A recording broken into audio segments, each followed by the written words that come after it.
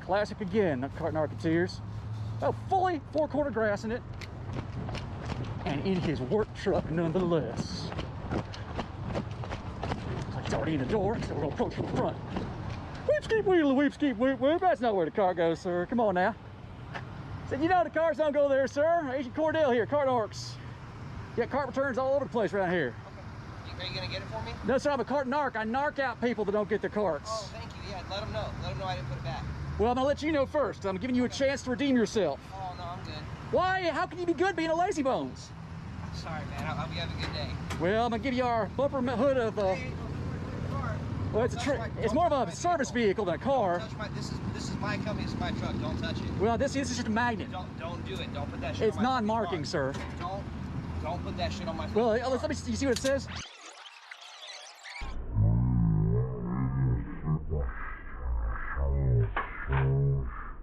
Sir, that's a gun. Fucking car, get the fuck out. All right, he just brandished a weapon at me.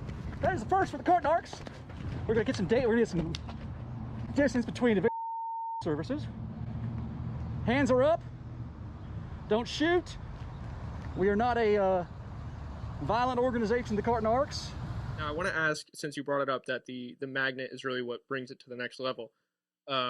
Texas guy pulls the gun.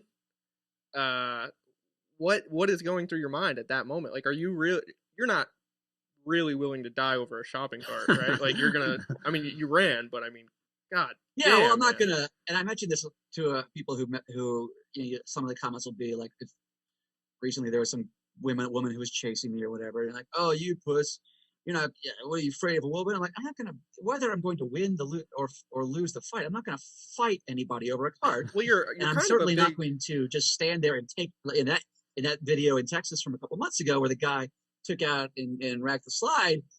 I'm not gonna sit there and just get shot. Like that's not good tactics, no matter what your job is. right. It's like, oh, you puss, you ran away from the gun. Is that what you do? Do you walk up to a guy with a pointing gun at you and just kind of like, oh, what's up, guy? Yeah. Like, this is not the movies. No, that's not how it works.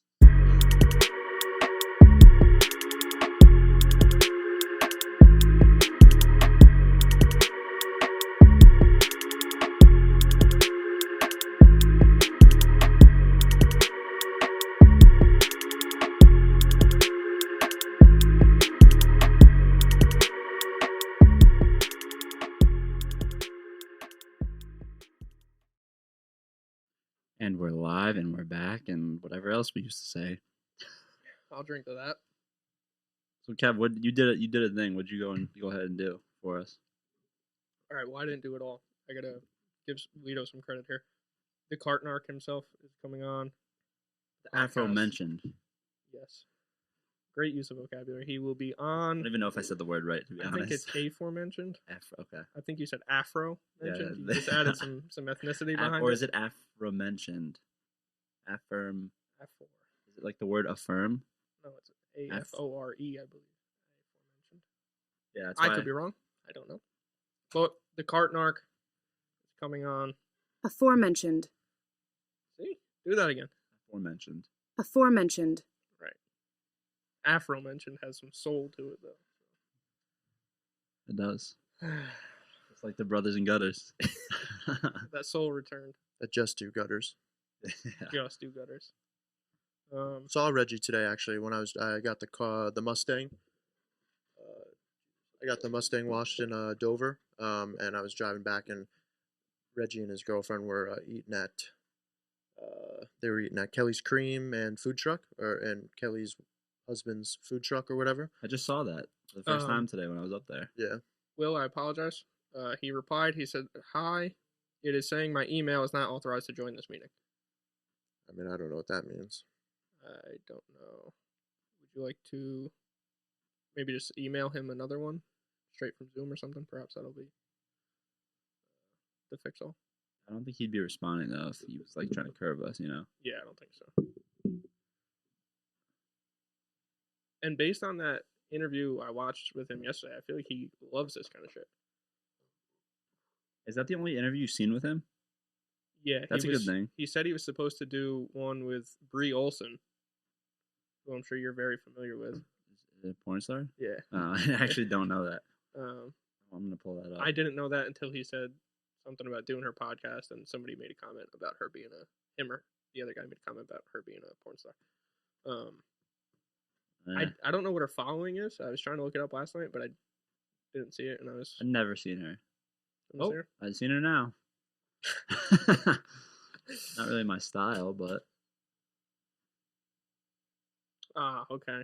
So she's the Katie Morgan classic. are we allowed to show that? Probably. Oh, not. definitely not. Definitely not.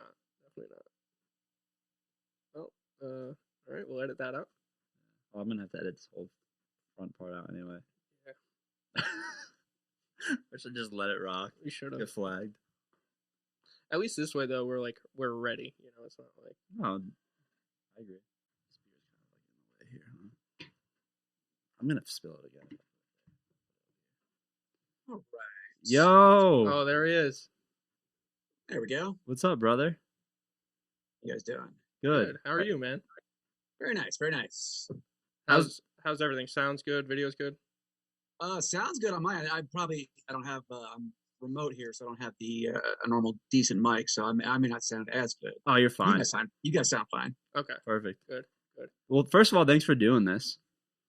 No, not at all. I am happy to help out. It's awesome, and thanks for sharing our story that we posted. Oh yeah. No, anytime. All right. Kick it over to Are you. we ready? Do we want to get? Yeah, let's get right going into it. this? All right.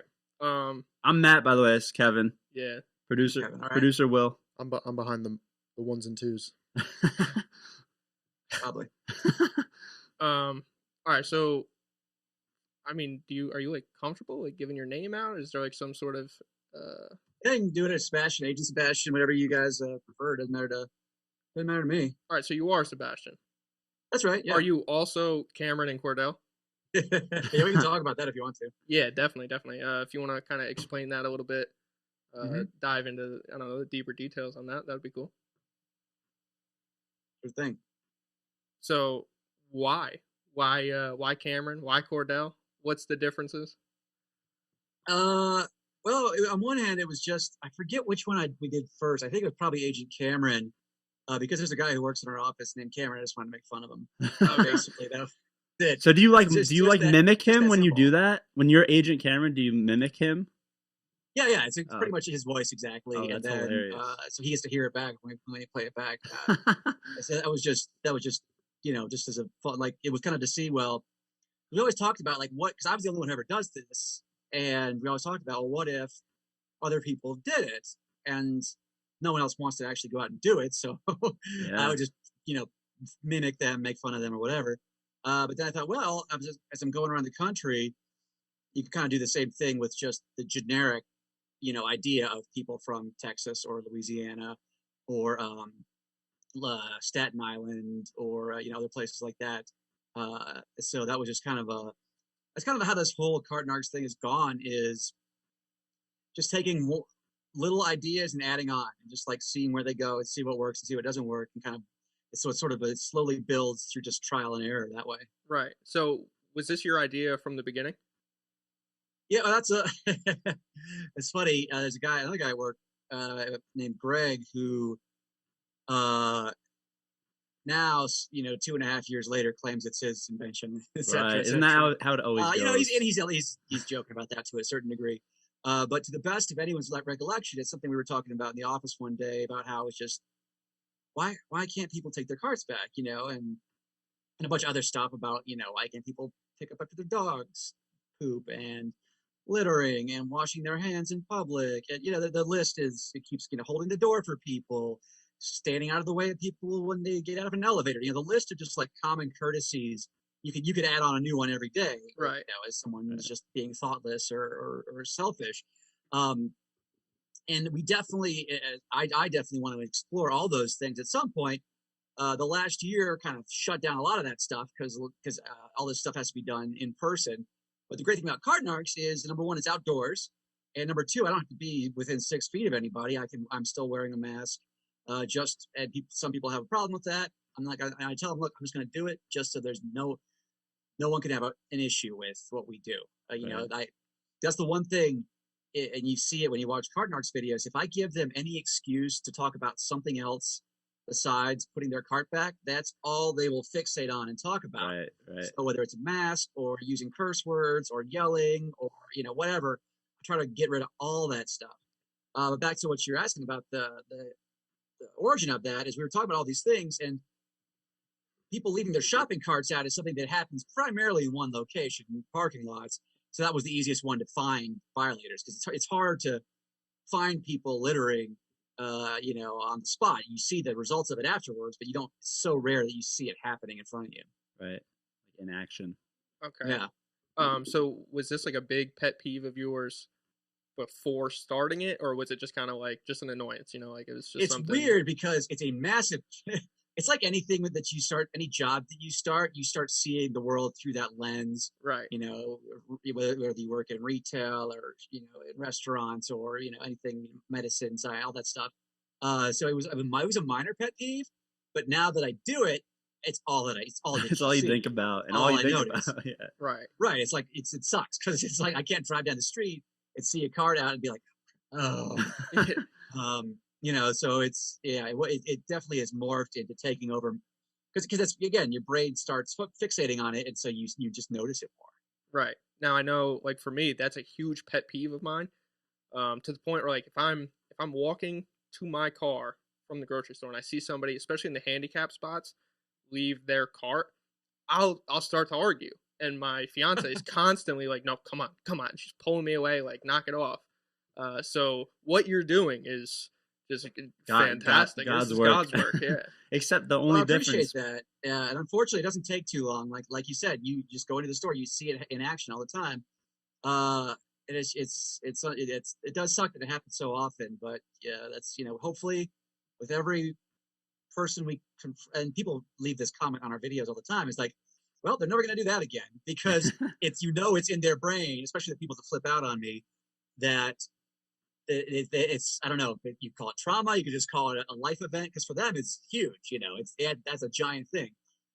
So, and then by people watching the videos, hopefully eventually we'll turn the tide back the other way. Hopefully. Right. And now you kind of mentioned it before that like they'll fixate on one thing, and I noticed you had said like if like cursing and stuff. But you don't typically curse. You call them lazy bones all the time. Keep it clean. So, right. Yeah, exactly. I wanted to know, I guess, that's one of those things. Yeah, it's like I don't yell, I don't curse. I never threaten violence. And the first thing I do when I get into any lot that I stop at is I'll start putting carts away left and right, because that's another thing that they'll fixate on. They'll say, oh, well, that person did it. Why, it's the old two wrongs. I don't want to be better. Right. Yeah, right. Yeah, I don't have to. If everyone else jumped off a bridge, that old thing, But so every chance I get, I take away all of those, things. And we mentioned too, we never bust people that have little kids with them, because we know that that's where they're going to go. And also if they flip out, we don't want the kid getting involved, and so on and so forth. Even though it's not an excuse. So yeah, I try to disarm as much as possible. And you'll see in the videos is they'll go off on one of these tangents, and I'll keep on saying, what about the cart? Let's talk about the cart. And they don't want to. They want to scream. In fact, I'll give you guys, since we're talking now, I'll give you guys an example of a video that I imagine I'll release this week. Just happened. I'm in a hotel room, if you can't tell, from this luxurious couch here in Reno. Now that you say it, I can tell. Yeah, and I just got back from a Walmart where I was cleaning up carts, and this guy and his wife were right down the way from a cart return, but they decided, it's going in the spot next to me. Go up, approach him, he's laughing. They see what I'm doing, they see the vest and everything, and they're laughing. It's all fun and games until I slap that magnet on. Magnet. And then it's on right at that point. How dare you? Because it takes that weird. It's another thing that we didn't start with originally, but we kind of do now, because it was just, let's try it out. I need something to get their attention. That's That's really the instigator, the magnet. That's kind of what I was going to ask you. Yeah, because it doesn't do anything. It's just you can take it off as soon as I put it on, but it breaks that veil of their ego. Definitely. And to what just happened here today in Reno, it kind of makes them think about because this guy, he gets out, takes the magnet off. He's like, that better not scratch my paint. He's like looking through the please. Um, and I mentioned to him, well, you know, that cart you left off will do that and worse to a car if it rolls, especially it's really windy out here in the mountains. And he had no response to that, except he said, I'm a cop, I'll arrest you. Oh, geez. So we'll release this video this week. I said, well, on what charges? He's like, you're an asshole. Yes, You never first had, degree. Like, no, if you're a cop, yeah, I'm sure you got some charges. You could probably, I mean, if you saw me, he was not in uniform at the time, obviously. And he's gonna call me an a-hole, and we'll put the rest of the video out there. But yeah, they find, they say, oh, it's damaging or whatever. Then they'll focus on the magnet, and they never talk about the cart because they know they're wrong ultimately. Right. So are you going to put that on your resume, first degree asshole, or are you going to leave that off? I've been called literally, I think, almost everything. I think that's probably the most common one is you're an a-hole. As I told the cop, I was like, well, I asked you nicely and you laughed in my face. So what do you want me to do? Yeah. Right. I didn't get you with honey, and then you're pissed off about the vinegar. Which one do you want? So that's I know, but a lot of people say that I should be a lawyer or whatever because I can disarm these things, and that's sort of true, but that also comes from practice. Like I've heard all these excuses 100 times, so I know, it's like a little kid trying to punch you. You can just kind of swat them away. Right. Right. Now I want to ask, since you brought it up, that the magnet is really what brings it to the next level. Texas guy pulls the gun. What is going through your mind at that moment? Like, you're not really willing to die over a shopping cart, right? Like you ran, but I mean, God. Yeah, damn, well, I'm not man. gonna, and I mentioned this to people who some of the comments will be like, if recently there was some woman who was chasing me or whatever, and like, oh, you puss, you're not, what are you afraid of a woman? I'm like, I'm not gonna, whether I'm going to win or lose the fight, I'm not gonna fight anybody over a cart. Well, you're And I'm kind certainly of a big, not going to just stand there and take in that video in Texas from a couple months ago where the guy took out and racked the slide. I'm not going to sit there and just get shot. Like that's not good tactics, no matter what your job is. right. It's like, oh, you puss, you ran away from the gun. Is that what you do? You walk up to a guy and he's pointing a gun at you and just kind of like, oh, what's up, guy? Yeah. Like this is not the movies. No, that's not how it works. That's funny you mentioned it. Yeah, it was in March in Texas where the dude racked the gun, didn't point it at me, which is, as you can see later in that video, why the cops would not pursue charges of any kind. Right. Which but seems this ridiculous, right? is actually, was that it? That's got to seem ridiculous, right? I mean, a guy, I'm quite the gun guy, but a man that's willing to pull a gun over a magnet should not own a fucking firearm. That's what a lot of people, even a lot of folks from Texas said, is like, look, you're giving all of us A bad good gun rep. owners a bad name. Yeah. That's and I mentioned that to the cop because I only showed like him explaining the last part of it. But we talked for 10 minutes while he was calling his dispatch to see what charges he could or couldn't file. And I said, like, I don't have to explain to you guys that that's not responsible gun ownership to rack us, to load a round. The gun, well, and he was like, well, I didn't point it at you. He was like, he pointed out his windshield, which is at a lane of traffic. It's not, as any Second Amendment guy or concealed carry person will tell you, that's your last line of defense. That is, somebody is going to get really hurt or die unless I shoot them. Not, hey, I asked you to take your car back. Well, maybe he figured you'd be all right because you do have a bulletproof vest on, right? Okay, so this is a new vest. Yeah, is that the bulletproof? Actually, I've only had this for like 2 weeks, and yes, it is bulletproof. He got that after Texas. Yeah, I didn't put. You can put like plates in these things too to up the rating for big higher caliber rounds. This is just the Kevlar version. But after that video, we were talking about it, and I mentioned, well, the other vest I have is just a tactical vest. It's for like paintball or fishing or whatever. It just has pockets and stuff. Not bulletproof. And a cop from Baton Rouge heard this and sent this to me. He said, I have an extra one. I'll send it to you. So that was very nice. No And I shit. sent him a bunch of Cart Narcs t-shirts and magnets and stuff. That's really cool. Very Yeah, cool. so this is, and obviously my face is bulletproof, yeah. But it's something, and it's it's relatively, it's like 6 pounds, so it's about the same as the other vest I had. So it's it's at least somewhat peace of mind, I guess. Isn't it a little ridiculous? You have to be concerned with that though, over a shopping cart, a 4-wheeled little wagon. I mean, Jesus. No, that's a great point, and that's funny that that's part of the conversation I was having with the cop who didn't want to write the ticket or let me press charges on the guy who pulled the gun was he said, well, how did he know that you weren't going to rob him or do something worse than just talk about a shopping cart? It's like, well, I have it on video that we talked about the cart. He, like the cop today, kind of laughed me off, said, you take it back for me. And then when I didn't, that's when the gun came out. And he's like, well, in court, I was like, this is not court. Like, I'll take care of that part. My lawyer, you're the district attorney will take care of that part. But I think he just didn't want to do the paperwork ultimately. But yeah, to your question, it's insane. But I think that's the weird thing that Cart Narcs is, and I never knew this was going to happen. It's a real insight into human ego and what we consider ours, and like our what we consider good and bad in the world. It's a weird little slice of life like that. Right. Now, I may be wrong here. So you can't be willing to go back to Texas at this point, right? Because that guy. Oh, yeah, of course. Wasn't the other guy too? I'm a killer. That guy, he was also in Texas, right? I've been threatened with a gun 3 times, only been displayed once. 2 of those times were in Texas. And the guy you talked about, he was from 2020, around about a year prior to when this one happened. He said, so I said, hey, I'm a cart narc. He said, I'm a killer. I'll put 6 in your forehead. But he really was, wasn't he? Well, he was an attempted murderer, allegedly, because after I posted that video, a bunch of folks said, oh, this guy was on the news last year or the year before for shooting a guy on a Dallas train. Like they call it DART. There's their metro is there, which who knew Dallas had, a subway system, but they do. And he was arrested but let go because he claimed self-defense. And I guess the witnesses claimed self-defense. They said that he was harassing women. The guy that he shot, as far as I know, lived. He seemed responsive on the scene because there's a YouTube video after the shooting. The news report said he was still in the hospital.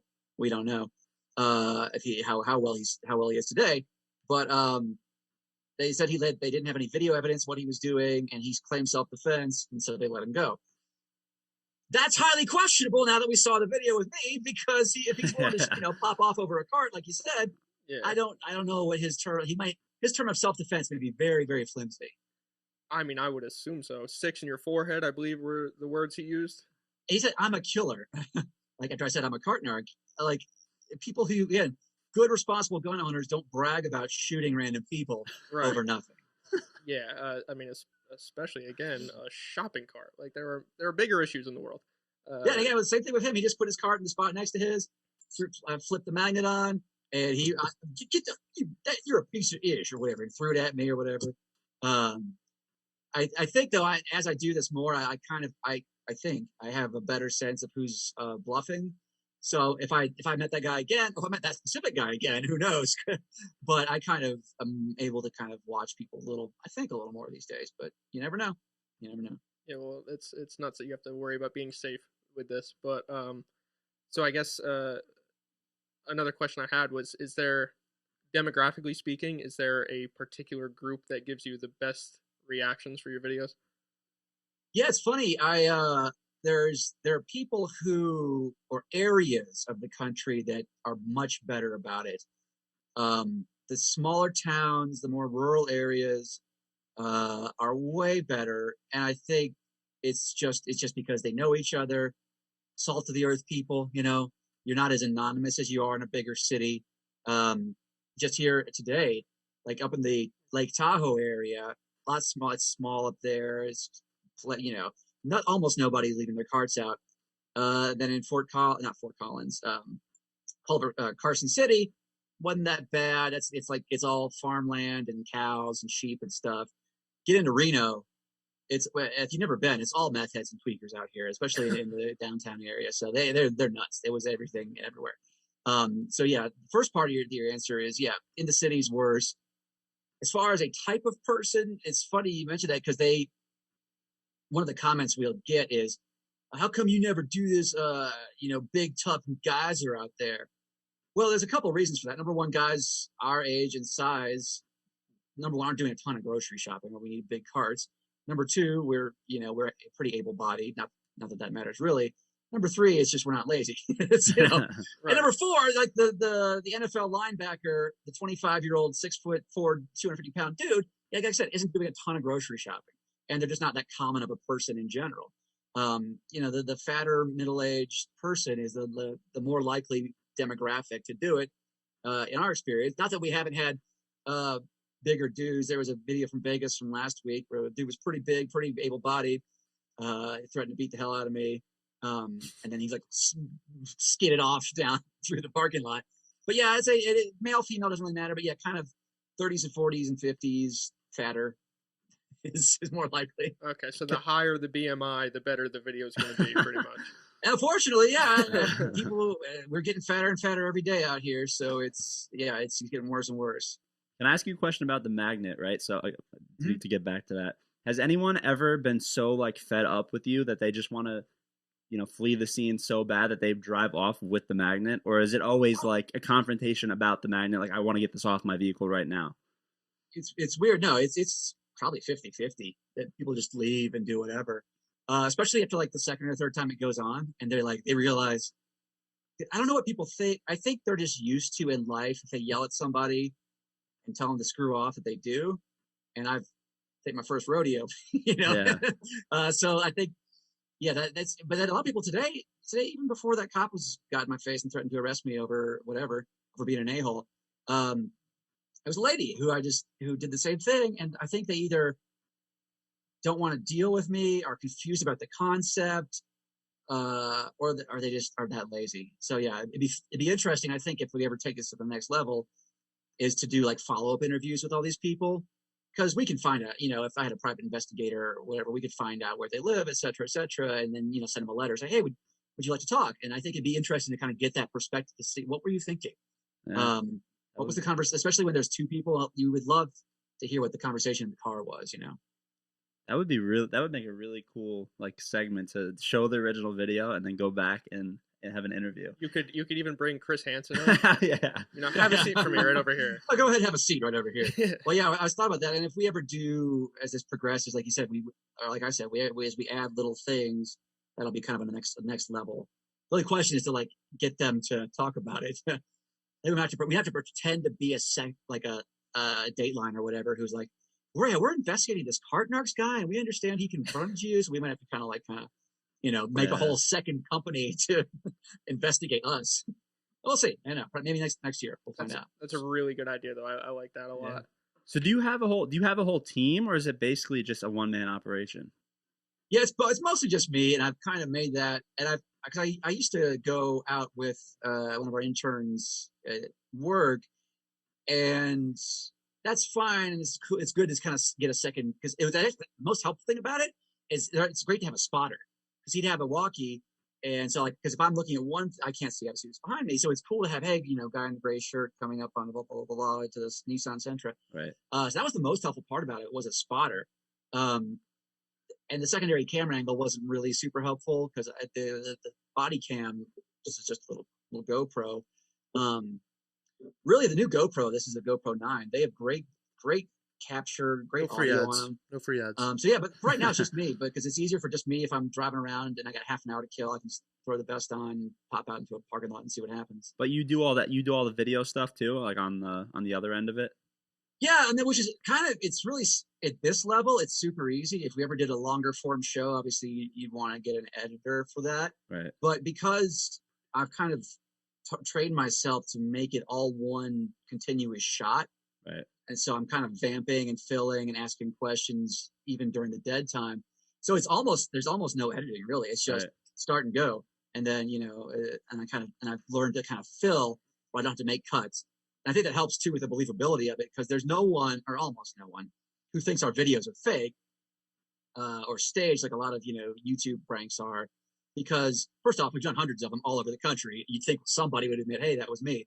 But secondly, it's all together. It's all one thing. There's not like, hey, any blank spaces where you're like, hey, what do they do there?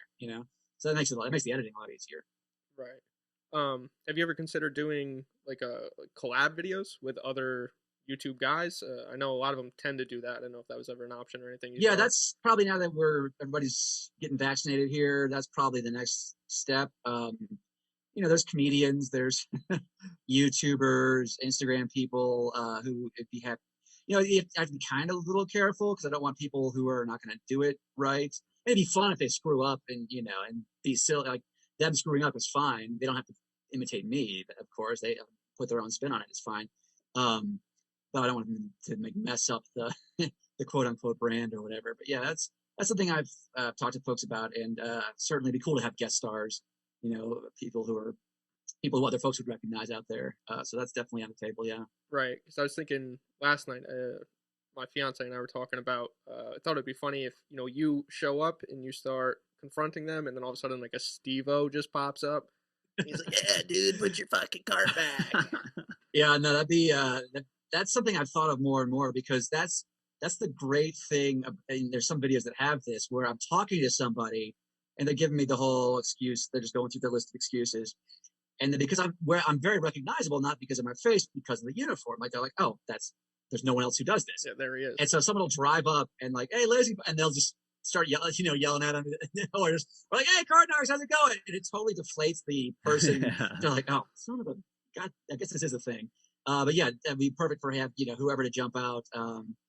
Actually, there's one I just released the other day, and a lot of people had this comment that I think is a great idea, where it'd be so good to have especially someone who, like you said, who leaves it in the handicap area, to have a plant who, somebody who drives into the spot and they can't get their wheelchair out, and it's obviously a setup, but we know it's a setup, Right. it's to shame them more, like you said.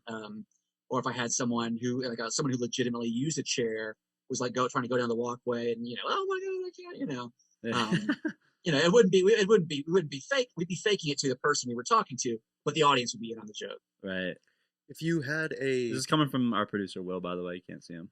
if you had very a nice. Cart Narc collaboration, who would be the dream person to get somebody with? I'm trying to think of some, somebody who's good at this sort of style of thing. But like you said, Jackass is up there.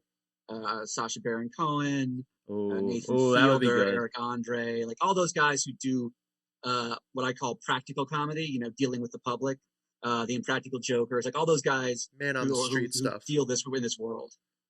Did you happen to see that any of you that new Eric Andre like prank movie? The It was- movie, yeah. Yeah. It's a Bad Trip, right? On Netflix? Yes.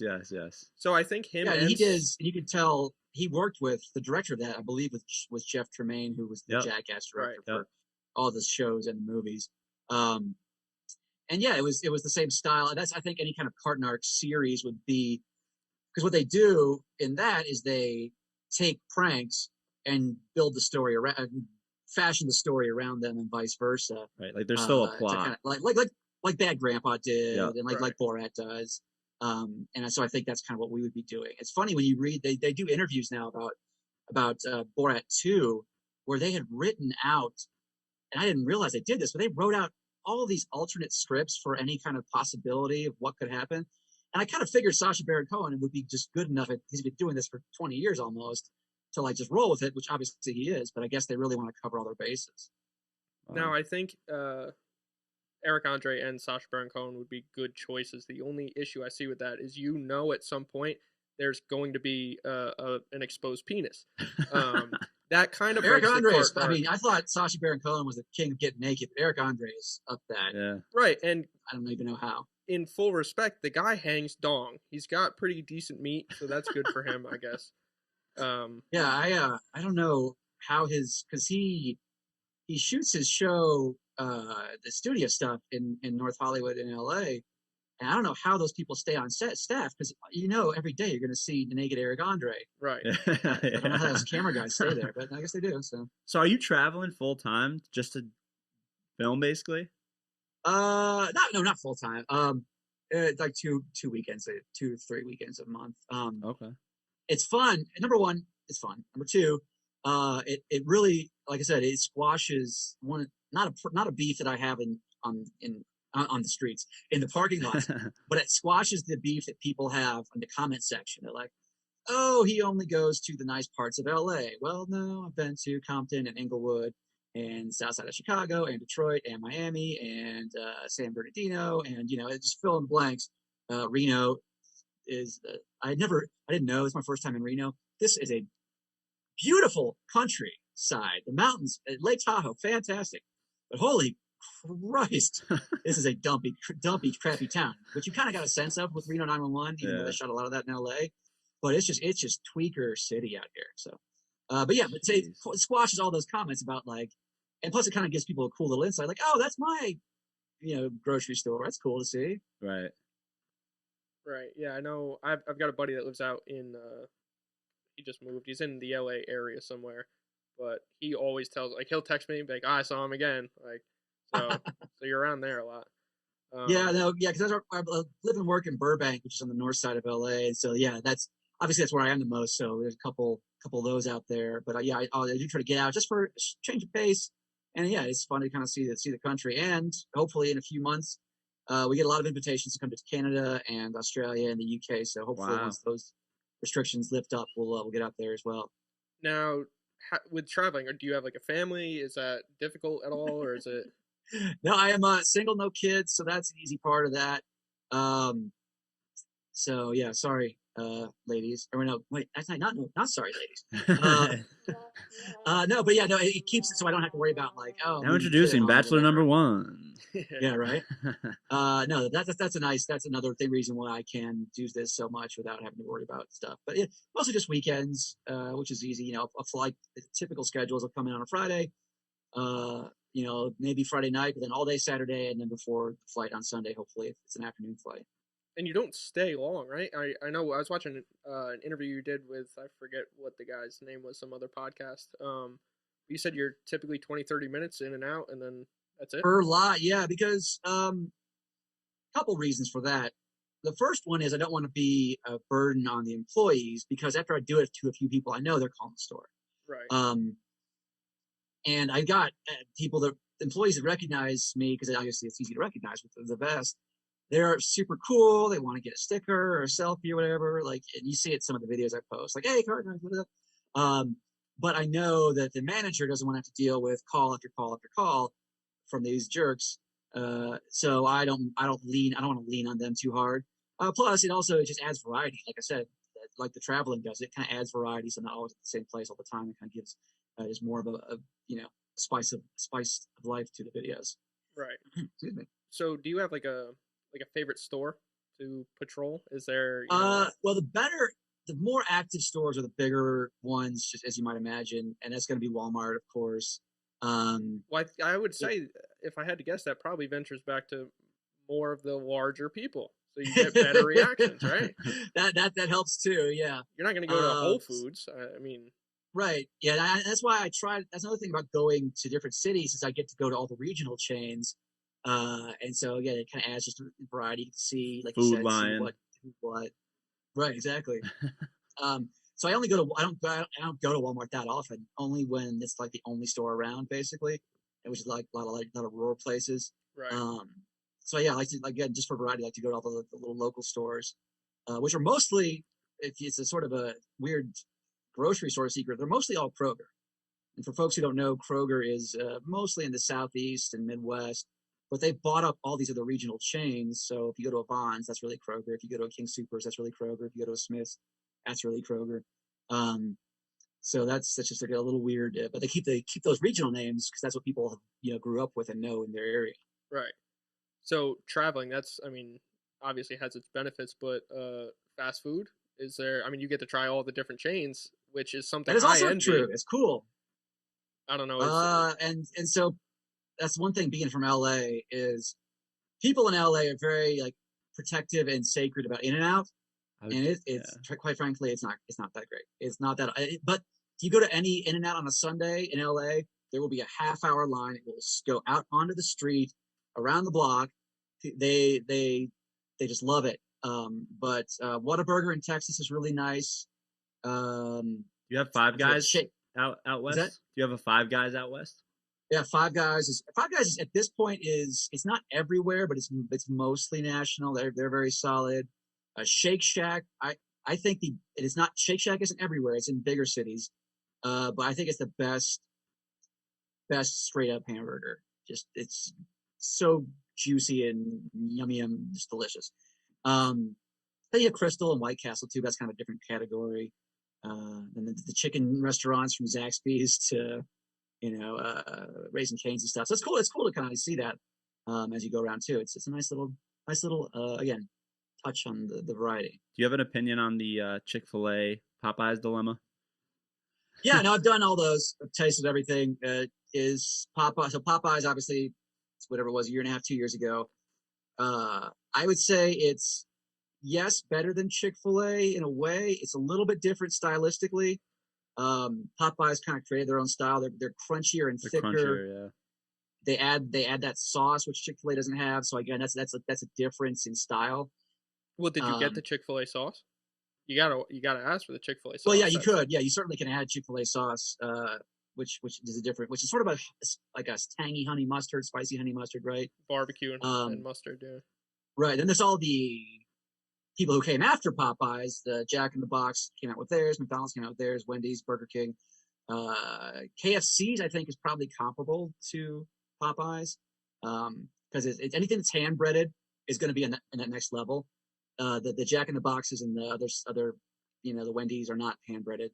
They're not flash fried fresh. That's a different story. Burger King actually came out with one recently that I think is pretty solid, but not quite to that level. I was unaware of that. We gotta make a comparison. Yeah, there's a lot out there I didn't know about. Figure this out. Settle Yeah. for once in a while. Jack in the Box came out with the big cluck. And again, that Jack in the Box isn't fully national; it's a chain, so you might have to find that regionally. There's got to be 8 or 10 again, but again, I think the top 3 you're going to talk about are Chick-fil-A, Popeyes, and then I think KFC. You don't want to worry. Don't forget about that when you're doing this. Interesting. I think we have the those outlier here. there. Yeah, we actually have those here. Yeah. It's amazing. So another question I have. Bojangles. Don't forget Bojangles. They're pretty good too. Bojangles is good. I don't think they're fully national either. Do you know where is Bojangles? They're like the south. I know they're in like the southeast. Like if you go down 95, once you get to maybe even like Delaware and south, they have them all along the East Coast. Okay. Yeah, I know that. It's I don't know if Whataburger has a chicken. Anyway, it's for you guys to find out. Figure it out. So I wanted to ask you about legal action. I know there's always people, I'll fucking sue you, I'll sue you, this and that, whatever. Every other video, yeah. Right. So does that ever come to fruition? I mean, I'm sure there's nothing to sue over, but I'm sure there's. Oh yeah, you can sue anybody for anything. That's sort of the mantra. So yeah, you can see it every video. If you put this on the internet, I'll sue you. I put it on the internet, and I love the comments who check in like, "It's a year later. What happened? Nothing." There was one time that it was in LA. It was a year and a half ago now, where it was the video of the woman who like flipped out and backed over her own cart, and she was like talking to me like a dog, like, "Stay away! No!" Down boy. So she went to the LA County attorney who called us in for an office visit to kind of talk about it and see if he was going to press charge. Like, he's like, "What the hell's going on?" So she didn't. It was not a civil suit at all. She was just like, went to the county attorney, and he was like, "I'll take a look."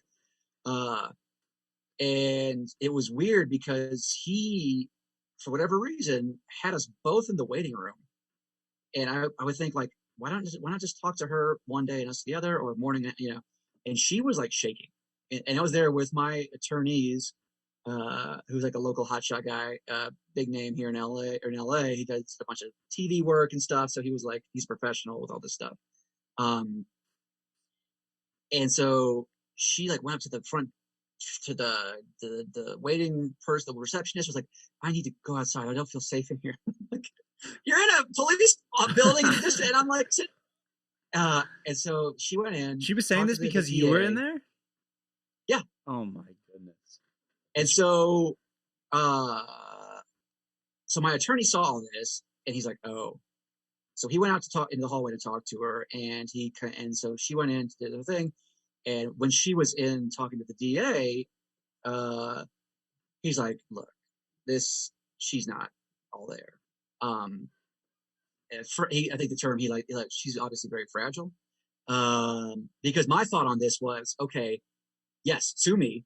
We'll take this to Judge Judy. It'll be hilarious. More exposure for you. Right. Yeah. Okay. Oh, absolutely. Yeah, sue me.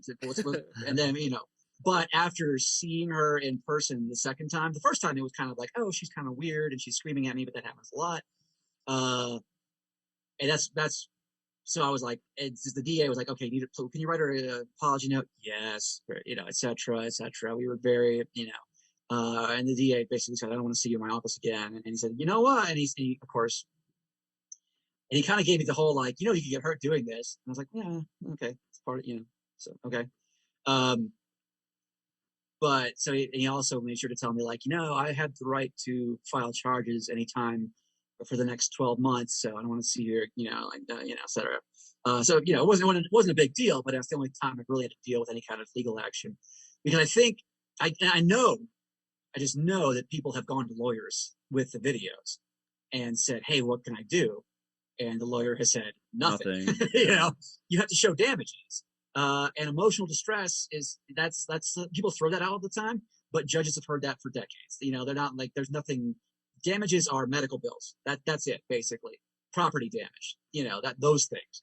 And in most of these cases, they threaten to hit me, run me over, etc. So it's like, I'm sure these lawyers say, you're lucky that the cops aren't, at least writing, assaults, they're in battery or public, menacing, whatever that, happens to be in their jurisdiction. So yeah, I don't see there being legal action, but I do have insurance just in case.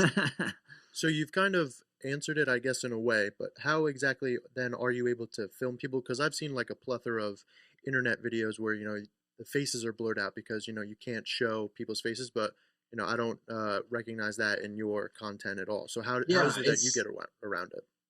Yeah, and I don't, well, I do blur like kids if they're part of the interaction, which very rarely they are. There was very rarely, because like I said, we don't even make an approach if we see there's a little kid with the person. But like, for instance, there was a video in Vegas where the people pulled away with the magnet on, and it was surreal. There was a little Boy Scout sitting there, just like by himself with no parents. And I was talking to the Boy Scout, and so I blurred his face because YouTube has rules against kids without parents' permission. And plus, I mean, the kid, who cares? The kid wouldn't care, I'm sure, but not that it matters. He can't make that decision as a minor. But because all my videos are in public, the key term that you hear from any lawyer is expectation of privacy. Is they just walked around a store with a dozen cameras. They're talking to me outdoors in a public parking lot. So what's one more camera? You do have an expectation of privacy in your house, in a bathroom of a public place. You expect that to be no one to be seeing what you're doing in there. In your car with the windows rolled up by yourself, that you can't throw a camera in there. So that's kind of the rule of thumb. And because I know for a fact, because when you throw up videos on YouTube and someone claims a privacy violation, YouTube sends you an email saying, hey, and they don't tell you who, but they say, so-and-so submitted your video as a privacy violation. You can either take the video down or we will review in 24 to 48 hours. And so every time I get one of those emails, I'm like, ignore, because nothing ever happens because they're in public. That's interesting. So your method, like the whole Cart Narcs thing, actually works out perfectly because you're in a public place and you don't actually. Yeah, and you think about it from the other, like all of the fight, any video you see on World Star Hip Hop is almost always in a public place, or a lot of those are indoors, quite frankly. But because they are, any viral video of somebody freaking out in the store, which we've had numerous of those for the past year plus, right? Their faces, those would be illegal, quote unquote, because it shows everybody's face and voice. But it's all done in the local Popeyes where someone doesn't want to wear a mask and they get into a fight or whatever. So that's kind of the rule of thumb behind all those videos. That's interesting. Getting back to the kids, if I remember correctly, you did a video with there was a lady you confronted, and her son, I believe, tried to attack you, and he was special needs. Yeah, that was because obviously I wouldn't. He was 20, 30 or whatever years old, so I had no way of knowing just by looking. Yeah, but because he had sat down in the passenger seat. There was no magnet, there was no nothing. I was just asking her to put the cart back, which, by the way, in the video has been caught by the wind. It is blowing straight down the driveway. And I'm pointing out, like, hey, come on. And she's like, F you. And then she gets on the phone. I haven't even approached her. And I'm 10, 20 feet away. I'm not, there's no way I'm threatening her. I'm just saying, hey, can you put the cart back? she goes straight to screaming, and the guy, the child, the son who was an adult, eventually gets out and starts screaming at me, "Hey, you get away!" And I was like, "Oh, what's going on here?" Because he was a little, his mannerisms were definitely different. And then as he charged me at least once or twice, and then she yelled, my son has autism. Which, why are you making a scene and screaming at me if you're, and people who have family members or care for people with autism obviously pointed this out in all the comments, like, what a terrible example. You're the reason he's attacking me.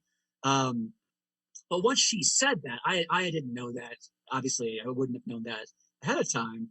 I disengaged because it kind of goes back to the same principles. I don't want to involve innocent bystanders who had nothing to do with this, who, unless they involve themselves by trying to yell at me or do whatever. But this guy who, he didn't, and that's the kind of thing that I kind of take that as the principle for younger kids, is the younger kid's not going to be able to attack me or get hurt by me in the same way that this adult guy with autism would be. But it's the same principle. If they're uninvolved or an innocent bystander, I don't want to get them involved in any way. Right. So did that situation kind of have you, I don't want to say second guessing anything, but like, were you thinking twice afterwards about certain, people? And yeah, no, I'm more aware of it now. There was, in Inglewood here, not here, in LA, I saw a similar situation with an adult and an adult with a disability. So it was before they even were going to put their cart back or not. So I was like, who cares, I'm not going to even deal with that because, again, I don't want to cause a problem for the person with disability. So I'm a little more aware of it. But again, in this case, he was already in the front seat, so I really didn't have any way to know until she kind of confirmed it for me. So, but yeah, every time every interaction kind of creates a new awareness of a new little wrinkle that can happen. All right, now let me get your opinion on this. My fiance, she has an uncle who his health isn't, it's not great. It's not terrible. He lives his life, does whatever.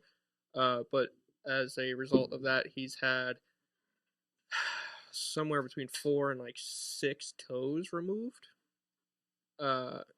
We took him shopping once. He gets back in my car. He's wasted, mind you. Won't put his cart back. That drove me nuts. So now him and I are arguing. Am I in the wrong for expecting them? That was his excuse. Well, I'm missing however many times. You just walk around the damn grocery store. I don't want to hear it. Am I in the wrong here? Should I be more sensitive, or fuck him? No, it doesn't help that he's wasted. That's just a fun little tidbit. No, it's unfortunate that a lot of people use cocaine is a hell of a drug. They use some kind that but too many times people use whatever their ailment is as an excuse to be a jerk to everybody else.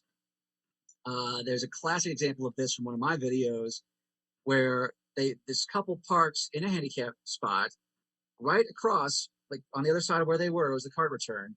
And when I asked them about this, the lady says, first off, she's flipping me off and screaming at me and whatever the whole time. I have cancer. Meanwhile, mind you, she had cancer when she was walking around the shopping center, et cetera, et cetera. Right. People in my family have had cancer. They didn't leave their carts out. But the icing on the cake, just to show what a worthless sort of statement that was, is as she's sitting in the car, her husband is smoking a cigarette in the car with her, with the windows rolled up. And I'm like, if you really cared that much about your health, I don't believe you would be. I don't believe it. And so you hear that in a lot of our videos. I'm disabled. I've got a disability. My back hurts or whatever. And I just don't.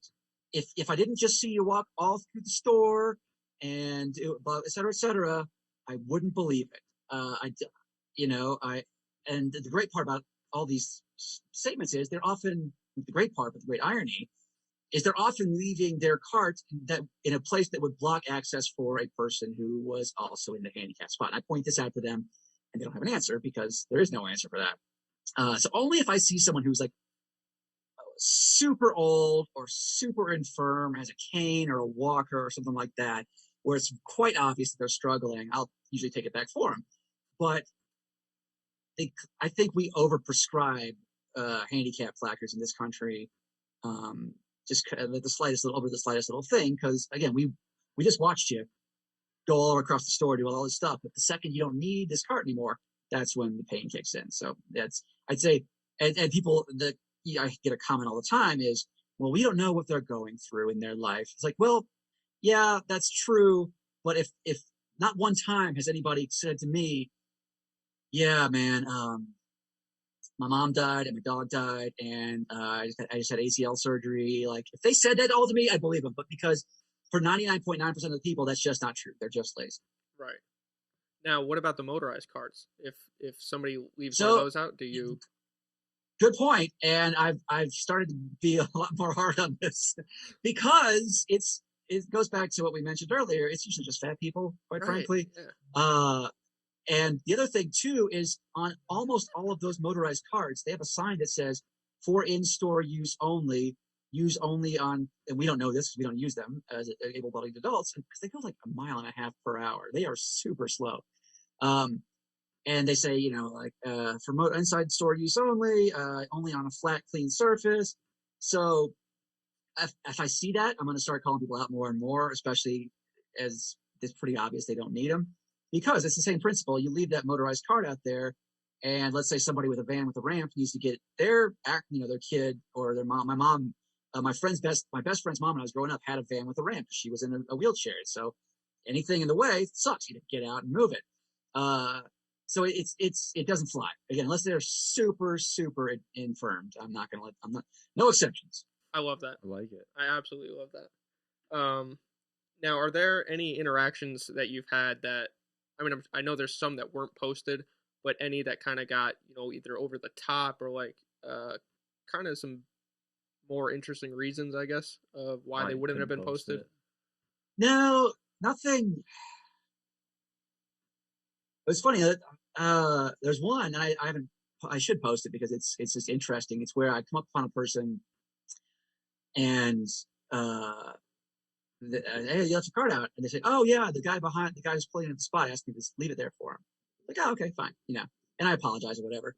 That happened too, and I think it was Rochester, New York, where I did post that one. It was one in Rochester where the guy left it in the spot, and then he said, "Oh yeah, the lady next to me just pulling in and asked for it." And I posted that, and I apologized to him, and he was laughing, and it was great. It's fun. But as far as ones that were either, I think I kind of get what you're saying. Is like they were either weird or sad. And I think if it ever happened where somebody was like, "Yeah, man, I just buried my mom, and and yeah, and I've got 6 months to live because I just found out I have lung cancer," then I probably wouldn't post that. Yeah. But like I said, it hasn't happened yet. I've done this hundreds and hundreds of times. So if that ever does happen, obviously I would apologize to that person, and I wouldn't post that video. But it hasn't happened because that's just that insanely rare of an occurrence. Okay. Do you have like an overall guess of what your success rate is? Yeah, I guess it depends on like success being that they take their cart back.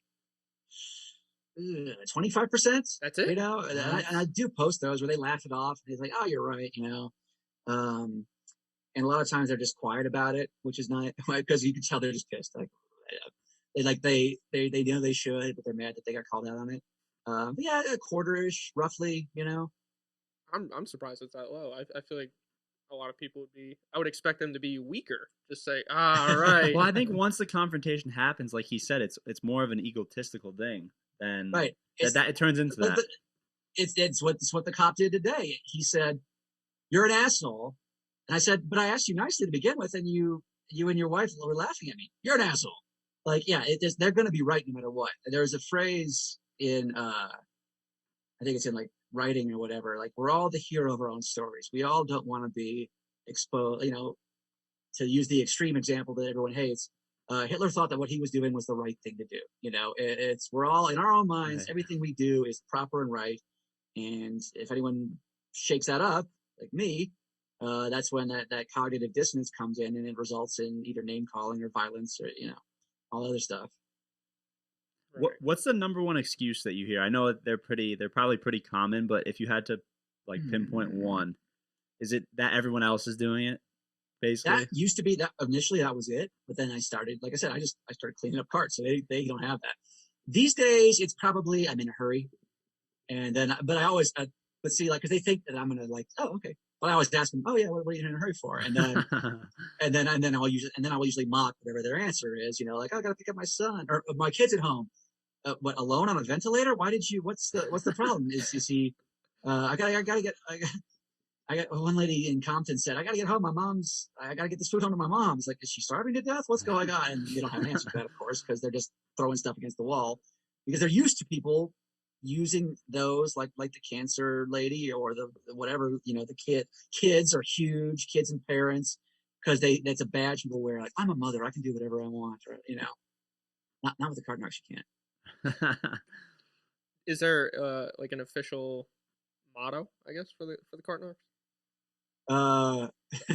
It's funny thinking about that Boy Scout in Las Vegas because I was like, oh, I'm sorry you had to see that kid. You always take your carts back. He's like, yeah. And what's your motto? And he didn't know it, so he said, always be self-help to others. Which just he was just like, which I think the official Boy Scout motto is something about kindness or whatever. Who knows? That's not it. So I think I like to use that just because he said it and it's funny and silly. But yeah, just take back your cart. That's not how the cart goes. It's that simple. Yeah. With the Boy Scout, was this because I know they're in some heat right now? Huge class action lawsuit for some diddling that was occurring, I guess. Oh yeah. I think that was unrelated. I hope the cards. Yeah, and don't diddle kids. That's another should be parentheses. I'll accept that. Yeah, we got to definitely write a song about that. Pre and post COVID, I guess biggest differences and like kind of the challenges that came with it. I know you said that you're 6 feet away already. You can just put the mask on, but have you seen are people more, I guess, hesitant about interacting with you through all of this? Yeah, they don't care for that. I mean, I've had the biggest it hasn't even come up really in I don't think almost any interaction I've had about germs or you're too close to me because I'm not. That's hasn't been an issue.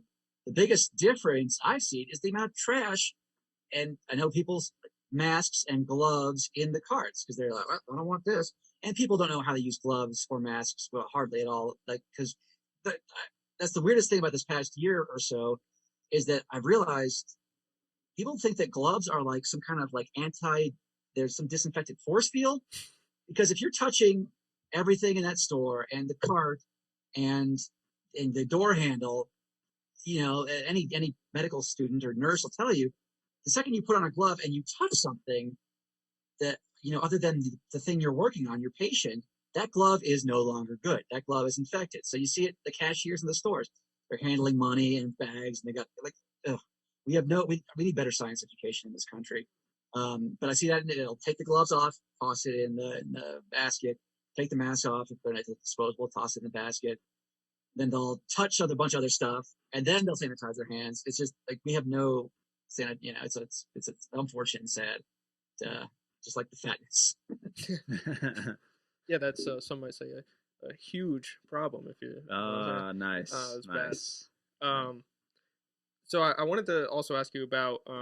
So this was through the Woody Show, correct? Yeah, that's the guy Greg I was telling you about, and Cameron too. They both work on that show. We're in about 30 cities, depending on from LA to Philly, and then all points in between. Okay, and that's an iHeartMedia kind of product, or yeah, we're out of iHeart LA. Other stations can carry us, but yeah, iHeart is we're in the building with. If you're familiar with Big Boy, and he's in a bunch of stations. Brian Seacrest he's broadcast from New York, but his home station is our LA area. That's I would say the Breakfast Club is like the New York version of that, but the New York version of Big Boy. To get some reference for folks. So how does that affect your, I guess, creativity and the production and? Because that's a good point because a lot of companies especially once you start talking about guns being drawn, may have said, "Hey, we're not going to do this anymore." They are super hands off at iHeart. I am very pleased with not just in respect to Cart Narcs, but in general. There has been nothing that I have done. I mean, I've been doing this for a while, so I've kind of a good sense of what you can and can't get away with. But I could be doing stuff, if I wanted to, which I don't, to the new, like getting naked, like Eric Andre doing stuff. And I have a feeling they'd be pretty cool about it. Just because I'm pretty smart, I think pretty smart about it. But yeah, they're very hands off. And that is to say until a lawsuit shows up, and who knows. But, but yeah, so far so good. So if you weren't under iHeart, would that answer be any different? Off the record, of course. Yeah, off the record, right? No, I would not be doing Cart Narcs any differently if I didn't work. In fact, they are supportive of producing like a show, seeing if it wants to get picked up. I'm working with a guy in LA he's a producer for Always Sunny and for Mythic Quest. He's just a fan of the concept. I'm working with him, and iHeart's cool with that. They're like, yeah, we want to see if you guys, if you get some offers or whatever. So they're very supportive, because number one, it'd be free money for them, but number two, it's just cool for them to have different products out there. So I think, like I said, so far, they've never stopped me from doing anything. Well, number one, if they don't tell them what I'm going to do, but number two, even after the fact, they haven't stopped me from anything. So no effect on your social media presence or anything like that either? Oh no, they love it because it's free advertising for, the Woody Show, which, it's more exposure for all that stuff. I have to say that would be really cool to reiterate. It would be really cool to see like a behind the scenes type production of like kind of almost what we're doing here, but a little bit more based on the actual altercations themselves. Because that's the reason I was excited about like, this. Maybe I'll start live streaming some like recaps or breakdowns, like the NFL film style. You're talking, you got Illustrator, but yeah, it'd be cool to have. I think the next level or one of the next levels will be interviews with people after the fact. Because it was funny if you watch like the behind the scenes and stuff that Eric Andre's doing about this new movie. Almost everybody is willing to be in it for basically nothing. Like he's like, yeah, sometimes for the show, like this guy who tried to beat me up, we had to like pay him $20 to sign a release. I'm like, what? It's interesting. It's interesting to hear that because people were like, because what he does, and I'm sure what Borat and Jackass. I haven't seen what Jackass is doing for Jackass 4, but I'm sure it'll be exciting. A lot of their stuff is internal, just them beating each other up. But they still do public stunts. Bad Grandpa was all public stunts. And yeah, a lot of that stuff is they have a really nice, fun, cute woman who's like, oh my God, that was so, and they show some of it if you watch the credits of Bad Trip from Eric Andre. Oh my God, you were so funny. That was so good. Oh, there's like shovel, their ego. They're like, oh my God, that was so hilarious. People sign whatever. Who's really guarded about that is Sacha Baron Cohen because he got sued for some of that Borat stuff by like those drunk guys in the RV or whatever. And like the Rudy Giuliani wanted to have him arrested for that whole thing in Borat 2. But he's very guarded about what he does and how he has these people sign there. And I think it's pretty simple. All he does is have them sign a bunch of crap beforehand that says anything that happens in the next 24 hours, we're going to videotape of you. No one reads it, and they're just like, oh, okay. So I think that's how he gets away with all his stuff. Because he was sued, I think, by a couple people, but he's never lost that I'm aware of. So before we move on to a new topic, Jackass 4, I'm not excited for this at all. I feel like they're old, and I mean, what are they going to do? Like, yeah, Bam Margera's an alcoholic and got kicked off set, and yeah, I don't know how they. What can they do to top anything they've done in the past? Be it poo volcanoes or getting like, bored by bulls or you just got to be more creative. It's what obviously people. Borat 2 wasn't this cultural phenomenon that Borat 1 was because you've seen it all before. Right. So you got to be more creative, get new characters in there. That's what he kind of did with the daughter character. I mean, Eric Andre upped his game by having Tiffany Haddish and Lil Rel in there to kind of change it from the Eric Andre show. I don't know. We'll see. It's up to them to show us something different, I guess. My expectations are just low. I mean, I'm Johnny Knoxville. Today I won't take my Metamucil. Like, all right, thanks for that one. Yeah, I'm off my medication. So with the Woody Show, was the DUIQ, was that through the show, or was that something you did alone? No, I've or- been doing that for a number of years beforehand. That's something. And for folks who are familiar, it's sort of a mashup or a cross between like Cash Cab meets Billy on the Street meets, if you remember the Tonight Show with Jay Leno, he basically just talked to random people on the street and did a little quiz. Then I just throw the drunkenness, which, if for folks who remember the old Dave Attell show, Insomniac, that was just him late at night talking to drunks and stuff. So it's a drunk trivia show. I've been doing that for a long, long time, and we pitched that to some. I met with some folks about that. Never really went anywhere. So we may, once the coronavirus stuff peters out here in the next month or two, we may start pitching that again. We'll see. Okay. That's the same idea. None of those people sign releases because they know that they're talking to me, who's identified myself as a guy on a radio show and slash podcast slash the internet, talking into a mic. There's a camera right there. So like, we've had people come to us and say, and we've taken videos down from them because they've asked nicely, because they're sweet. They talk to me nicely. Like, oh, I don't want my job to see that, because I'm big, and we're fine with that. But we've never been sued over that or anything because, again, it's implied consent. You know what you're doing. And if you ever do a news interview, the news never asks you to sign a release because you're talking to a camera in public. Right. Do you have any like good stories from that? Any of your favorite interactions? So yeah, late nights, it's midnight to 3 a.m.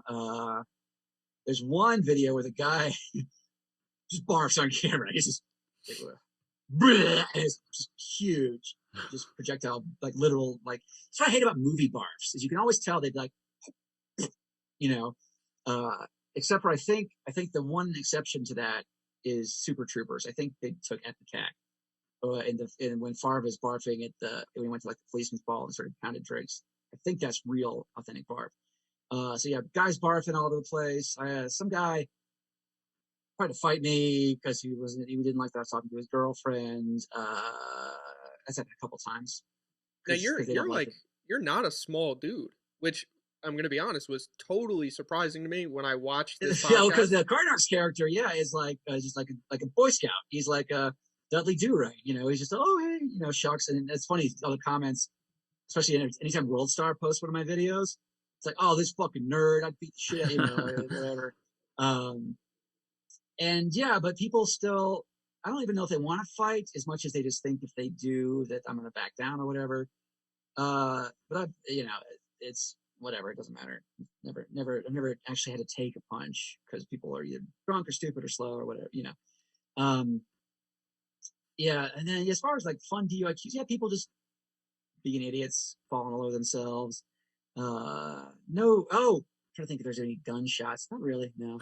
I ran upon there was a bar fight that had a gun that was shot. It wasn't during a video, but while I was out doing DUIQ stuff, this big group of guys fell out of a bar in Atlanta, and suddenly you hear the shot go off. And the cop of mine down the street was a friend because from doing DUIQ stuff, he just loved watching these drunks be idiots. So I flagged him down, and he chased the dude down and arrested him. But because he took off after he didn't shoot anybody, he just shot the ground. So you see anything you'd see in late night, but yeah, mostly it's a lot of people barfing. All over Vegas they barf. All over West Hollywood, it's just people, girls holding other girls' hair back.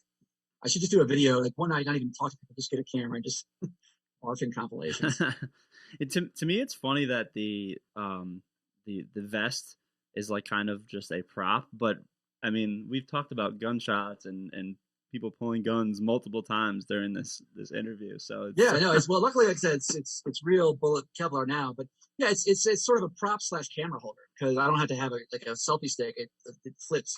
I use the little flap here and boom, and then I can just a little side pocket for magnets and stuff. So yeah, it's more functional, but yeah, it's only recently it's become actual. Hopefully not life saving someday. So is the tactical helmet, is that next to the addition, or? I thought about that.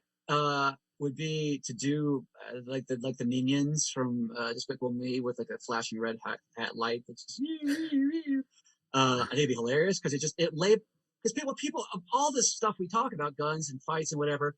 At the end of the day, I'm making a siren noise with my mouth, and especially with a Cameron character talking. It's insanely stupid and ridiculous that I'm some little like cart cop or whatever. How people take this so seriously is insane. So anything to like ramp up the level of just stupidity, I think would be helpful because it'd be even dumber to like have a little helmet with a flashing light on it. Oh, I speak of, I haven't gotten this. I forgot about it. I bought from some China like a full like tree costume, so I can like like a ghillie suit almost. Yeah, exactly. It's a ghillie suit, but it looks terrible. It's like it's all fake looking. It's awful. So it's not like a Navy SEAL sort of thing, like a sniper thing. It's stupid. So that'll be the next move up. But I will need to either like I'll need to either shoot a video setup for that, like, hey, how's it going? I mean, just so people will know how stupid, and they hear the rustling and me, in a stupid tree suit. It'd be fun though. It'd be like hide next to people's, whatever. They'll sit there. But at that point, I feel like you have to have a second camera on yourself, right? Right. I mean, Yeah. Well, I thought about it because you see it in like, what are those MTV shows? Like, I guess like Challenge, where they'll have a mount. Right. It's like, and it's pointing towards you. Yeah. Fear Factor, when they do their stunts, they had that, that mount. So that's not a bad idea actually, because they sell, 10, 15 years ago, it was hard to find. But these days they backpacks that have like attachments on them or, waist belts. That's actually, I might just do that. And I feel like it would make it so much better too, because it makes the person look even that much more ridiculous. Like when you see that, you're fighting this guy over this, right. Especially that's a pretty decent idea. Especially when you get up to these extremes of whatever gun pulling or them trying to get physical with you. Yeah, last week actually I was looking because they have them for like mountain bikers, where it's like a backpack with like a little telescoping arm out of it. So I could probably had that facing back at me somehow. See, this has been a pretty productive podcast. You're even getting something out of this. Good ideas. This is nice. So I did have a question too. In all the videos, like I said earlier, you don't. Not that I remember, I haven't heard you curse. Is there a reason behind that? And do you have a favorite curse word that you use outside of the videos? And can we get a good one? Good. That's a good question. Yeah, but it kind of goes. And it's been like the evolution of this. I didn't even think about it, about being nice, about being like a super nice guy character, until I just realized, it helps lower, like I said, it doesn't give them anything. So not cussing is part of that. It's just to be super sweet, super nice, kill them with kindness sort of thing. So that again, it's for them and because all this stuff lives online, it helps with the commenters as well. Like it just diffuses all the excuses they're going to use. Not that it matters, they're it's an interesting thought or social experiment, I guess. For my personal cuss word, the one I like the most, it's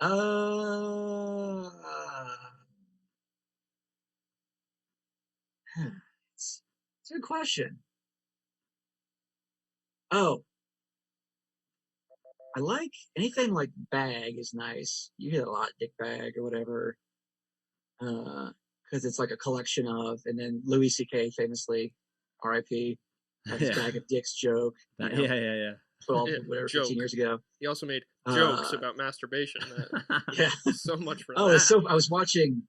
Side note: you had bag anything like sack of you sack of fill in the blank, or you're a blank bag, whatever that happens to be. I like those. It's funny. I was watching an interview. It's a couple of years old now. I just happened to catch it on YouTube. I think it was Bill Burr was sitting down with Tom Segura and his wife Christina Pazitsky, and a very funny joke from Tom Segura is, and Bill didn't get it at the time, I don't think, is he was talking about the first time he met Bill in L.A. and then so Tom Segura told the real story, and at the end of it he said, and because the story was Bill walks like really far to get to this comedy club, and so Tom's like, I'll drive you home. So on the way home, the joke that Tom made was, and then Bill asked if I could watch him masturbate, he would allow me to watch him masturbate, and I said yes. And by the way, that's how you get ahead in comedy. And so Christina got it, but she didn't say why she got it. But Bill Burr was like, "What the fuck are you talking about?" Even though I'm sure I don't know how friendly he was with Louis C.K., but he didn't get the point. Oh, and speaking of which, now we're on this tangent. Before the accusations came out, they were known in the comedy circles. And some girl had tweeted, one of the women involved had tweeted about it at some point, and it was sort of known that this was maybe 4 months before it came out. And we were talking about it on the show, and this is in LA. And so Louis C.K.'s people called our manager. Speaking of things, I've actually got, now I'm thinking about this. Louis C.K. didn't do that. He would never do that. You guys can't be saying that on the radio. And all we said is that there are rumors out there. We don't know. We sure hope they aren't true. Because I'd heard this in a couple places. She'd done a podcast interview about it at that point. I think she deleted because she wasn't very famous at the time. I guess was worried about access. So, Louis C.K. or more really his management, I guess, that we were ultimately vindicated. But it just shows you that people they will defend. I mean, and his manager probably didn't know that he did this, but still, they're on the horn. So all this masturbation talk has me curious. Did you ever do the Brie Olson podcast? Did that ever happen? No, I got it. Her guy emailed me, and then it was right before coronavirus. I haven't heard back from them, but she's a fan. She tweeted out something about whatever. We are fans of hers and yours. Let me just say that. Right, but if that's the next video that comes out, we're not going to be fans of that. So. Yeah, no, it's interesting. That's another thing about being in LA is I'm friendly with some of those folks, and I think it'd be interesting for them to show up and be like a seductress or whatever with guys, obviously, especially. Are you sure you don't want to take it's Agent Riley Reed or whoever over here? Right. She just takes one button down at a time. Oh, that'd be great. That's a good idea too. So yeah, again, in the next couple months, maybe I'll have some of those folks. But yeah, no, they emailed and then they had to cancel because of all this other stuff. But maybe one day. So how many other podcasts have you done? Is this a pretty common thing for you, or? Yeah, it's mostly. I need to get a. I don't mean to say this. It's going to sound terrible. I need a publicist so I can get on real shows. No, kidding, of course.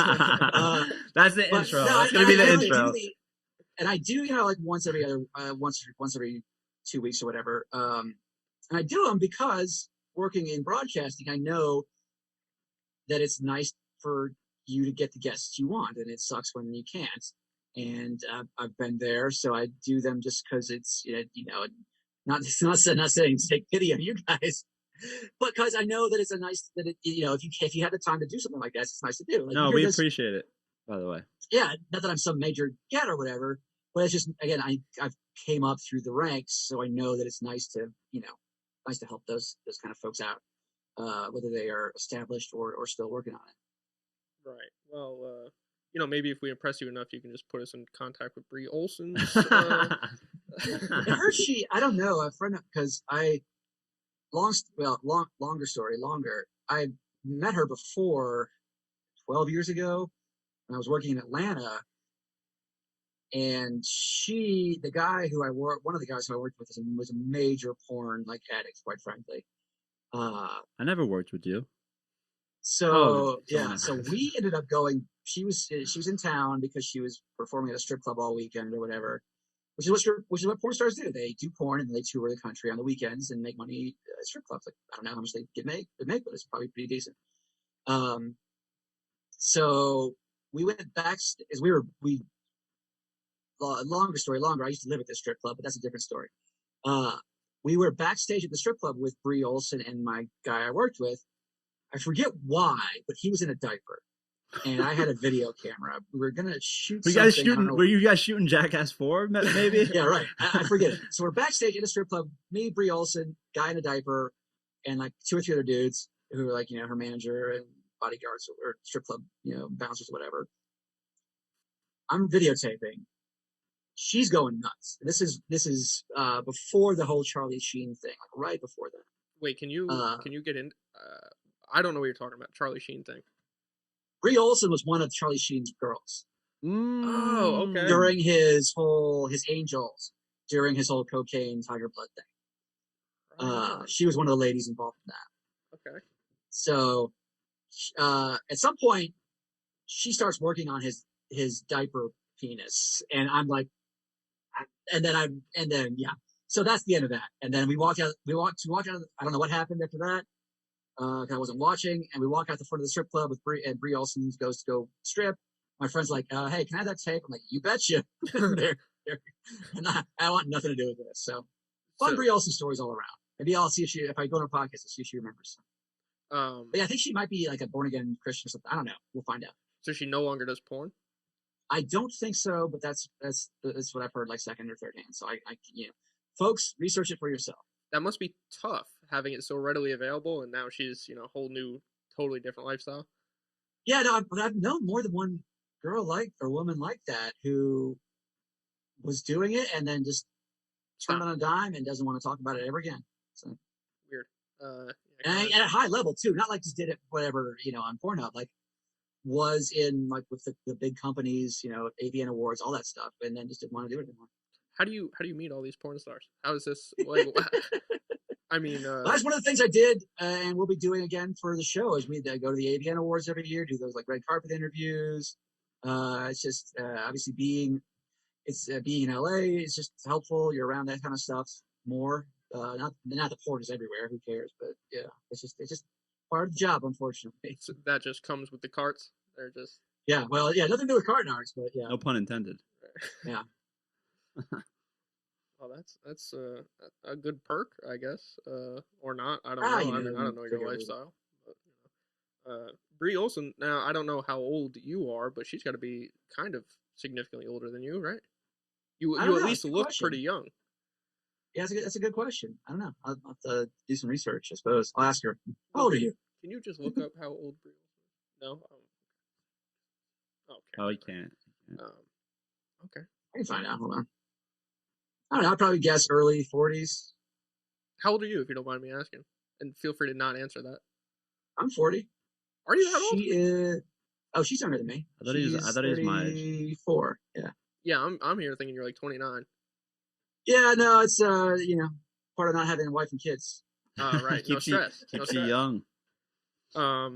So here's another question, and feel free to, say no, shoot it down. What about a ride along?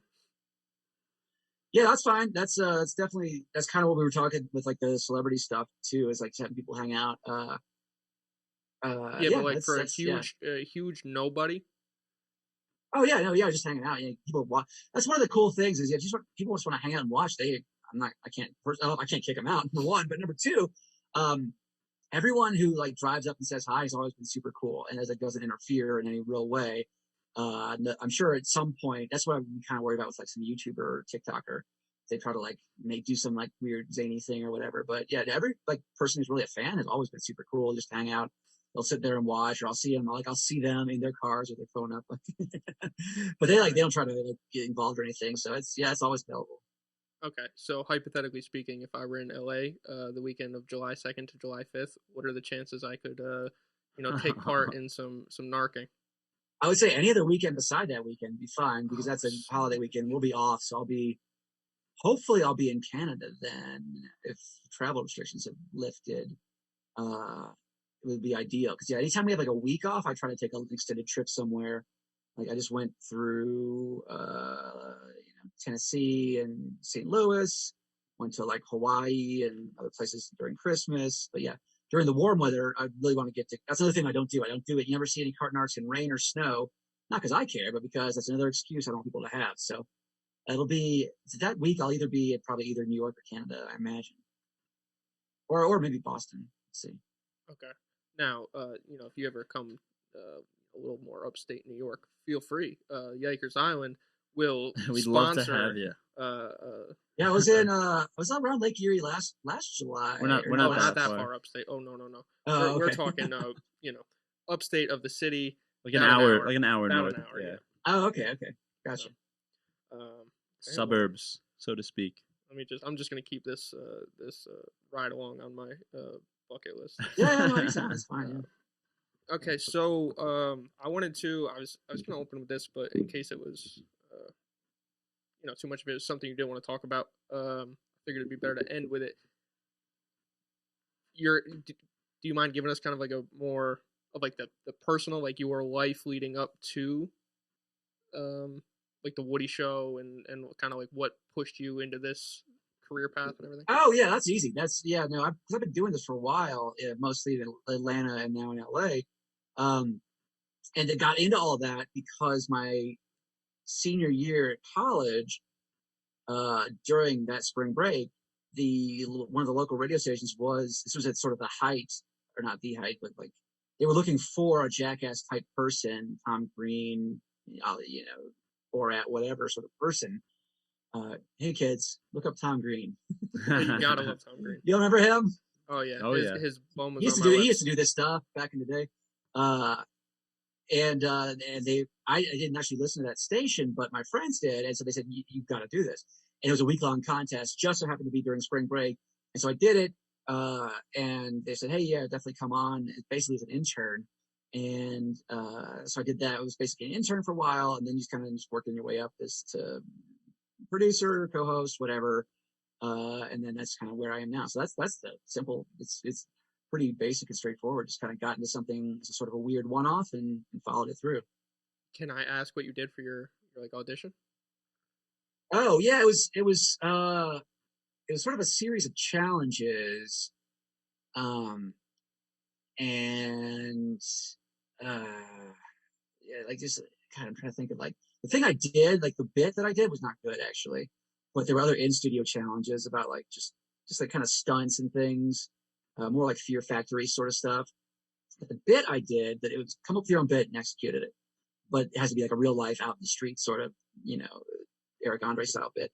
My idea was that I was a guy who knew nothing about sex, and I had to go to like a Walgreens and get the lady there or whoever to uncomfortably teach me how to have sex with condoms and stuff. Actually, now that I say it out loud, it's a decent bit. It's good. Yeah, So I had a prop. I carved a cucumber to like kind of look like a penis. But I just I was so bad at the execution of it. I didn't push it hard enough. I didn't have her explain, and Eric Andre talks about this too in behind the scenes stuff, like engaging with people, asking them questions, having them explain themselves, not just kind of there's one thing to have the premise, another thing to have it fully executed. So that was pretty bad. But then but I got better after that, as most people do, is they repeat stuff. Other bits it was weird. And this is sort of just odd stuff. There was a coupon for buy one, get one free lingerie at Victoria's Secret. So I took one of the other guys with me and I said, okay, here's the premise is we are going in there to buy lingerie on sale for you because you are my male prostitute. And I'm very upset with you. And so I'm going to beat the shit. So I'm slapping him in Victoria's Secret. And the reason, I can't afford this. I got to go to the buy one, get one sale because you're not making money as a good prostitute. That's why we're here.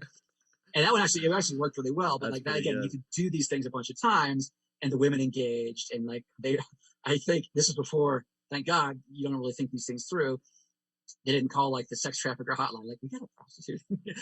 He was some fat, he was called Fat Kid. He was just a kind of doughy, so it was even more ridiculous that he's my prostitute. But yeah, we do stuff like that, just to kind of just kicking around stuff. But I think the higher level stuff is that's kind of that's sort of Eric Andre idea.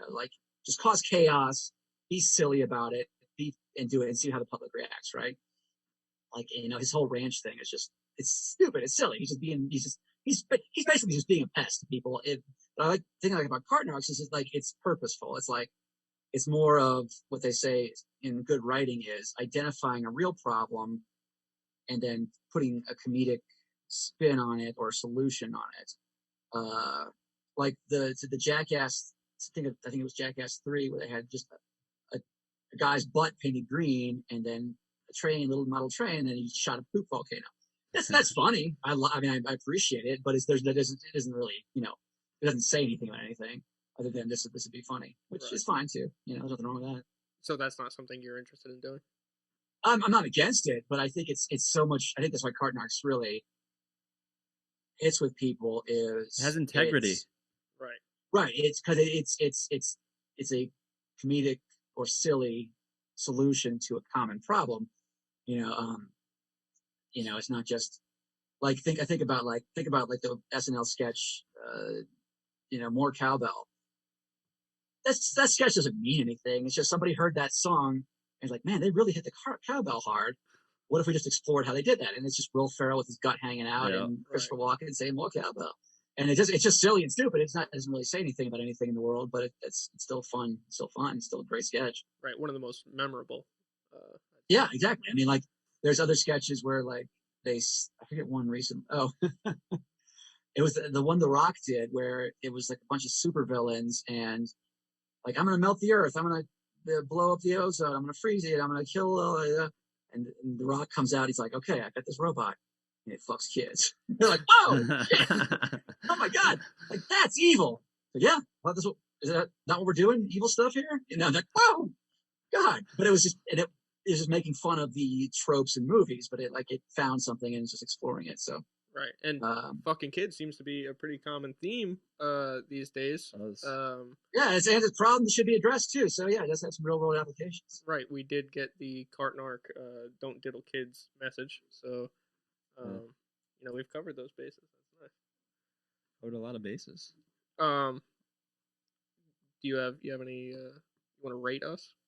You got some review. You want to on a podcast, right? No, you guys are good. You guys are solid. You got a nice set there. What's the? Is that somebody's basement or something? What's going on there? Yeah, you guessed it. Oof. It looks like my friend's like a bar sort of basement. You want to give them a panorama view? I guess, yeah. We got kind of like some more official studio lighting here. Okay, there you go. Yeah. Yeah, and then we keep it on theme with the island. With the island. Okay, we got some cool artwork from friends. A customized tiki over there. That you can kind of see, palm trees, just keeping it. Your sound quality's good. I can tell you from a broad technical standpoint. I think you guys are doing all right. And then you have the round table. I assume you'll have. And what's this thing over here? Is it like those dogs playing poker? There you go. Very nice. Yeah, we keep gifts from a lot of our guests like that come in studio. Give us like little gifts, and we've had a lot of like entrepreneurs on, so they leave business cards and stuff. We leave them out here for other guests and whatnot. So you guys are good. You guys sound good. Biggest thing, lighting and sound, and you guys seem to have that fairly well covered.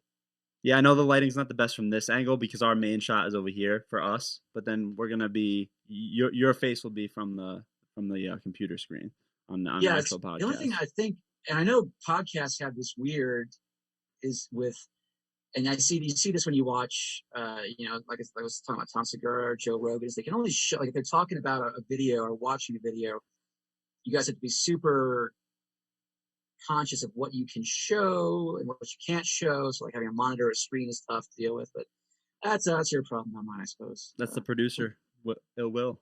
That's his job, but he's pretty good, so we should be all right. Very nice, yes. So we have otherwise potential. you're doing all right. So we've got some potential. You have some faith in us, a little tiny bit at least. Yeah, a little bit for sure. Oh, nice. All right, cool. So once we blow up, can we count on you to come back on? Yeah, why not? Come push some carts up. Not doing anything. Push some carts in New York. Yeah, no, I definitely want to get back to New York. I've been to Staten Island and I've been to Rochester, so I want to spread some more over that area for sure. Well, we've got Poughkeepsie would be kind of a dump. Yeah, and people, I tell you this, and you guys probably know better than I do. People always say, "Oh, try that in the Bronx, or try that in Queens." I don't think you guys don't have big enough grocery stores in the boroughs, really, outside of Long Island and Staten Island. I would think. Yeah, not so to much. Really to have a full cart set up in the lot. Yeah, I mean, there's some in the Bronx. I mean, you have like the Best Buys, things like that. Not so much grocery stores, but I'm sure that there's still some sort of problem with that. Oh, Home Depots. Well, a secondary thing. Speaking of New York, I would love to do. And a friend of mine just brought this up because she's from there and she just visited. She was talking about the cat calling, and there was the famous cat calling video from a number of years ago. 2016, 2012 maybe. The chick who had the backpack on, just getting catcalled, which wasn't that bad, quite frankly.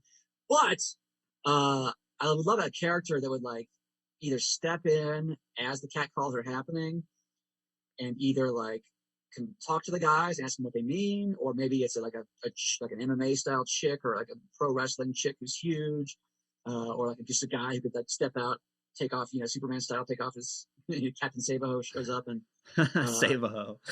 yeah.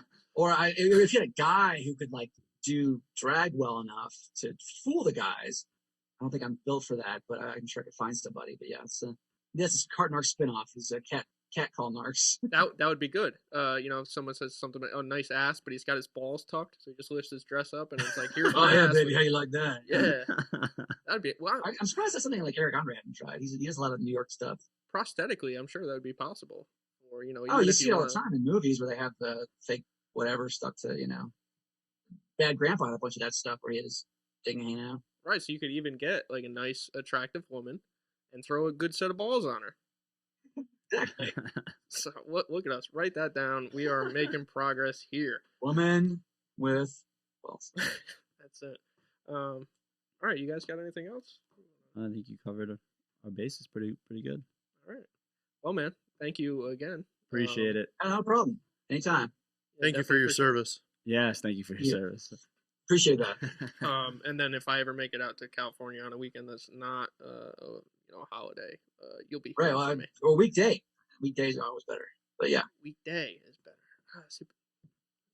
Friday, Monday, holiday. Also, when are you coming to California July 4th? Like, come here when it's cold there. Bachelor party. Oh, that'll do it. Yeah. Why wouldn't you go to Vegas then? It was a little too sleazy for the groom. Oh, for the wife to be maybe. Oh, geez. No, she didn't care.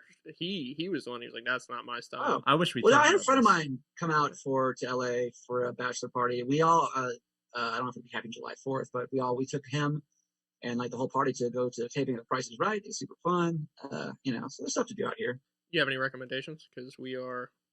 And it's a holiday weekend. It's going to be weird. I would say I do like go to a taping, Jimmy Kimmel or Price is Right or whatever happens to be taping, which will be nothing that weekend, FYI. I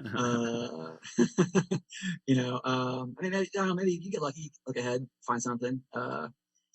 There's no good strip clubs in LA. And you got to go to In-N-Out, right? Yeah, you guys don't have In-N-Out. So but see, the thing is, In-N-Out is kind of making its way east. It's as far as like Central Texas now.